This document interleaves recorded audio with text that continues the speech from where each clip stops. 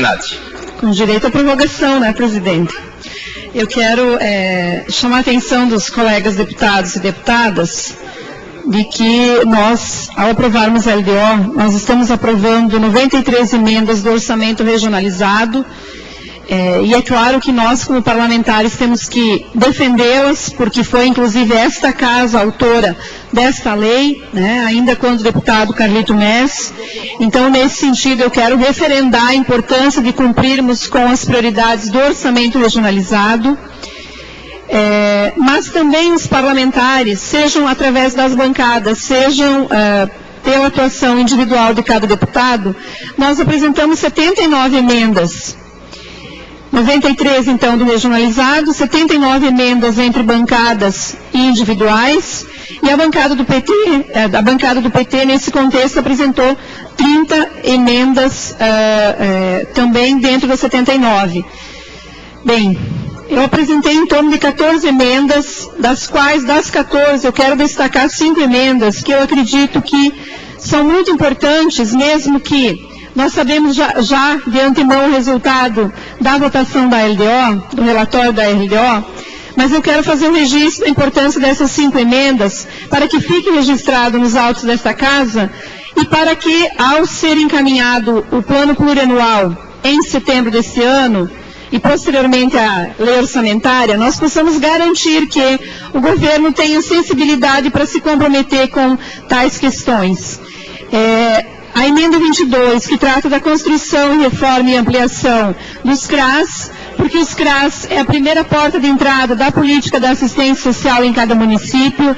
Nós não temos hoje um CRAS próprio, com edificação própria, estruturado e equipe adequada em cada município. Nós temos muitos municípios de Santa Catarina que têm CRAS ainda alugados, em precárias condições, e as equipes não estão completas.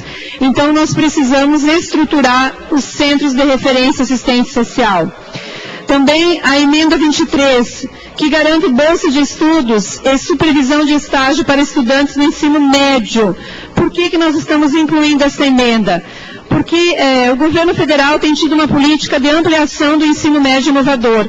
E no caso de Santa Catarina, nós temos várias escolas sendo transformadas ou reconstruídas para atender os estudantes de ensino médio, ampliando a jornada, portanto, com tempo integral. Muitos desses alunos já contribuíam com a renda familiar, deputado Kennedy. Desta forma, muitos estudantes de ensino médio estão mudando de escola para ter como continuar ajudando as suas famílias. Ora, se nós queremos, né, deputado Nilson, que cada vez mais nossos jovens e adolescentes possam estudar mais tempo, como assim o fazem adolescentes e jovens do mundo inteiro, nós temos que sair da condição de 4 horas e ampliar essa carga horária. Para isso, nós vamos ter que conviver com bolsas de trabalho para muitos jovens que estão em situação de pobreza suas famílias. Então, nós apresentamos essa emenda justamente para garantir esse auxílio e para garantir que os jovens continuem estudando. Outra emenda, a emenda 29, trata do cofinanciamento do Serviço de Proteção Social Básica, que é justamente a relação com o CRAS. Nós precisamos também enxergar a cor do dinheiro do governo do Estado no cofinanciamento da proteção social básica, mais especificamente os CRAS. E fizemos audiência nesta semana aqui na Assembleia Legislativa, tratamos desse tema e é unânime isso, inclusive dentro do próprio governo, de que nós precisamos ajudar a financiar a assistência social básica.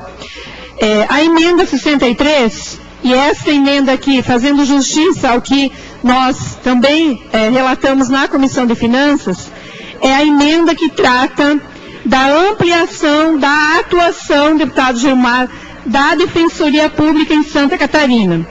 Todos nós temos responsabilidade em garantir que a Defensoria Pública chegue em todas as regiões do Estado, e não só com a figura do defensor público, mas além do defensor, com equipe, com equipamentos, com condições de atendimento à população. E é importante destacar, presidente, que a Defensoria Pública, nesse pouco tempo de atuação, eu peço mais um tempo, presidente. Mais 5 minutos para Vossa Excelência, para ser generoso também, porque Vossa Excelência merece. Enquanto isso, espero que reine a paz aqui no outro encaminhamento. Para ser justo, presidente. Para ser justo.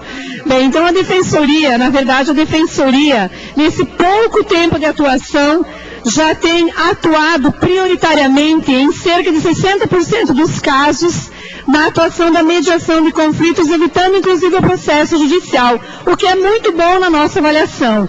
Então aqui mostra um pouco a diferença entre a Dativa e a Defensoria Pública. Os defensores estão mediando os conflitos, evitando que esse conflito se transforme em ações judiciais e já atuando inclusive na prevenção, na educação e realizando audiências nas diferentes regiões que estão atuando. Então aqui chama-nos a atenção de que esse trabalho da Defensoria Pública precisa de fato chegar em todas as regiões do estado de Santa Catarina. Talvez daqui a 5 anos a gente vai se dar conta de que é mais barato para o estado investir na Defensoria Pública do que na Defensoria Dativa.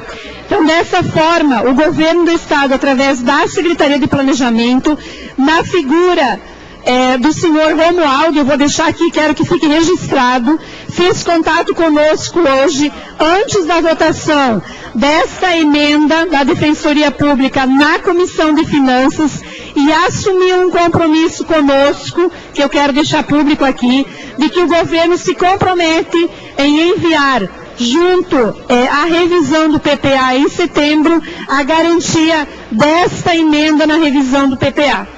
Bem, e por último nós temos a emenda 165, que trata também da inclusão na LDO, da diretriz, que inclui a economia solidária. Por quê? Porque nós precisamos enxergar esta forma alternativa de economia. Muitas vezes ela passa despercebida. Bem, diante da apresentação dessas emendas, é óbvio que eu gostaria muito que fossem aprovadas, mas mais do que isso, eu quero que esse parlamento compreenda a importância desses temas e que tenha no seu registro da ata do dia de hoje, dessa sessão, estas emendas aqui apresentadas, essas 5 emendas, para que a gente possa garantir, então, na revisão do PPA, a inclusão e o compromisso do governo, na garantia dessas 5 emendas. Com relação à posição do nosso presidente da Comissão de Finanças, eu quero primeiro registrar de forma muito transparente que houve bom senso, é claro que houve bom senso do presidente Gilmar, bom senso, porque trabalhou, mesmo que eu brinquei que foi um critério excludente, porque excluiu 79 emendas individuais de bancada, mas pelo menos trabalhou com um critério transparente que acatou todas as emendas do orçamento regionalizado. O que me parece que cabe é um grande desafio para nós parlamentares, é garantir que as audiências públicas do orçamento regionalizado tenham uma maior ampliação. Acho que esse é um desafio. Inclusive eu propus à Comissão de Finanças para que a gente possa fazer um estudo no sentido de garantir que para as próximas audiências, além da revisão do horário, que eu acredito que impede uma grande parte da população de participar, porque em Santa Catarina, assim como no Brasil, a maioria das pessoas estão empregadas e trabalhando, então impedem elas de participar. Por outro lado, nós precisamos também olhar para o que está acontecendo aí no mundo da inovação e trabalhar com o critério também, de petições pela internet, enfim. Nós precisamos criar mecanismos de ouvir, através das redes sociais também, quais são as demandas que as nossas populações levantam. Quem sabe, mudando essa questão, olhando melhor os horários e inovando com o uso das redes sociais, nós poderíamos ter um orçamento regionalizado muito mais ampliado, com uma participação maior e, portanto, com uma legitimidade ainda maior.